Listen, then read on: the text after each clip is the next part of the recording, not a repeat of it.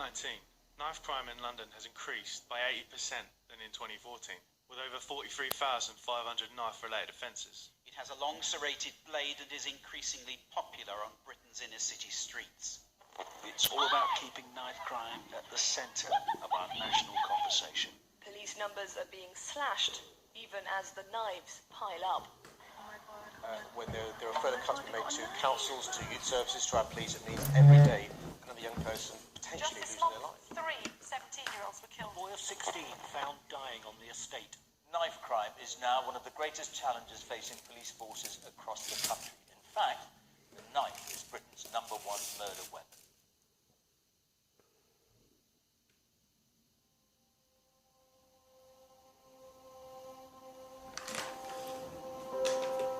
In recent years, there's been a spike in knife-related incidents in the UK. Little is heard about those who are left behind to cope with the tragic loss of family members. Real implications of violent deaths are rarely voiced, and little has been heard from those touched by the tragedy. In East London, an organisation formed by Courtney Barrett called Binning Knives Saves Lives works closely with the community, using knife amnesty bins to get these deadly weapons off the streets.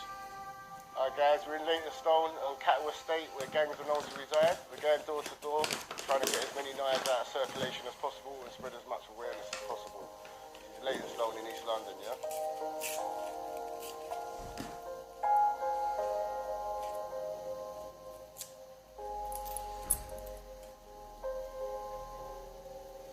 Last week, for example, we was out for 4 hours. We collected 61 knives. And the week before, we was out for 4 hours. We collected 102 knives. I think everyone should feel less safe at the moment. We're living in a very unsafe environment and society now. There's all kinds of people carrying weapons. The media highlight can be used when it comes to crime and knife crime, but the facts are most knife crimes committed by over 18-year-olds. When the police do a knife arch outside a train station, for example, you wouldn't believe the people that are carrying knives. We need more police officers. The few police that you see around can only do so much. It's part of the reason why we've got to this stage in our society. We definitely need more police. As you can see on my t-shirt, more police, less knives.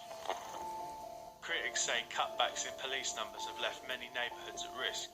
Joseph Cullimore was stabbed in the chest by a 16-year-old with a history of mental illness, and he died of his injuries. Joseph's mother recalls the dreadful day her son was murdered. My son was visiting a friend, and he left his tobacco and his phone behind. He saw the light in the flat still, so he went back, knocked at the door to get his back in his phone, and he never came out. His friend's son killed him. He was strangled, he was beaten around the head, and as he lay dying on the floor, we understand, according to the boy's statement, that he decided to get a knife and finish him off and put him out of his misery. He actually said that voices in his head told him, as Joe had left the house, you should have killed him.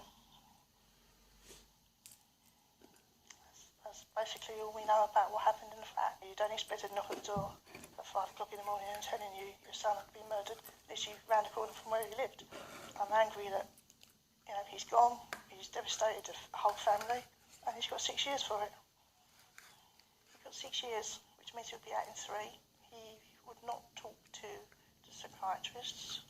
He was in a high security mental hospital for 9 months, and then obviously because the judge had no proof that he had any mental health issues, he sent him to the young offenders thing, and it was assessed that he'd come back to high to medium risk to do it again, and I'm sure he will, because he was so cold and callous about the whole situation, and in court he just laughed the whole time.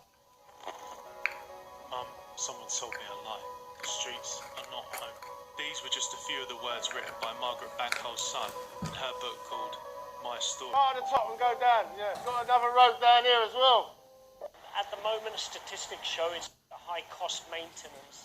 They were subsequently closed down. So where some boroughs had somewhere in the region of 2 to 3 police stations, now every borough has at least 1 police station. Start at the top and go down, yeah. Got another road down here as well.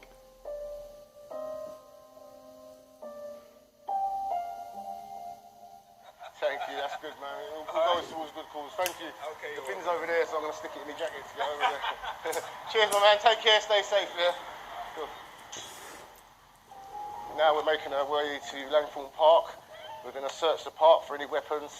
A lot of kids hide their knives in parks and certain places now, so we go around parks sometimes looking for knives. They feel that they need it, they know where to go and get it, instead of carrying a knife on them. People are still dying, and for some, the scars of loss are too deep to heal.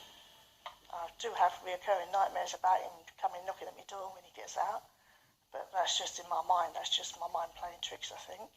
But I don't feel any less safe now. It never happened on the estate before. You know, the whole estate just went into shutdown when it happened because Joe was such a lively, loud person. We don't feel we got justice. So this thing came into my head that we should do the petition about Joe's law. Old enough to do the crime, old enough to do the time. The boy that killed Joe was a big lad, tall lad. He's not getting punished for what he's done. He's going to be in a cushy prison, you know. They get all the perks, don't they? The only thing he's lost is his freedom. We know that it won't bring Joe back. We know it won't give him any longer time inside. Joe was in and out all the time, always hungry, phone out, put something on to eat, Mum. He was in and out like a yo-yo. Used to put him a pain in the backside, really, because he was one of these people that you knew he was around all the time. So yes, it's become very quiet in here. Destroyed me. Totally destroyed me and my family.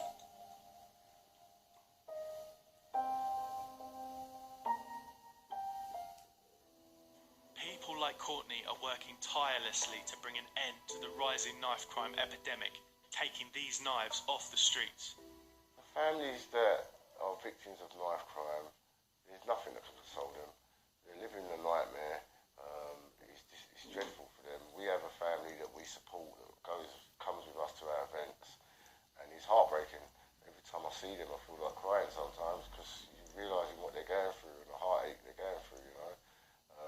I don't know about the support they get. I don't think they get much support, to be honest with you. They support each other as a family, you know, and they do the best they can. We try to support them. But how can you support someone whose son or brother's been murdered? You know? I'm just going to open the bin now and count the knives. Right, let me not get me mixed up with these knives.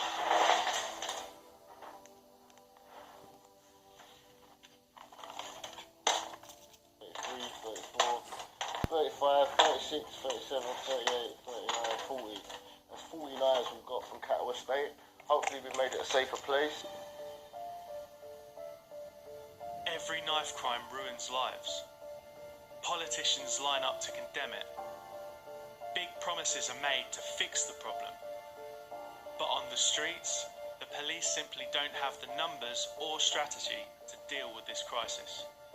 And for those touched by the tragedy of loss, all too often they are left alone without the help they need to rebuild their shattered lives.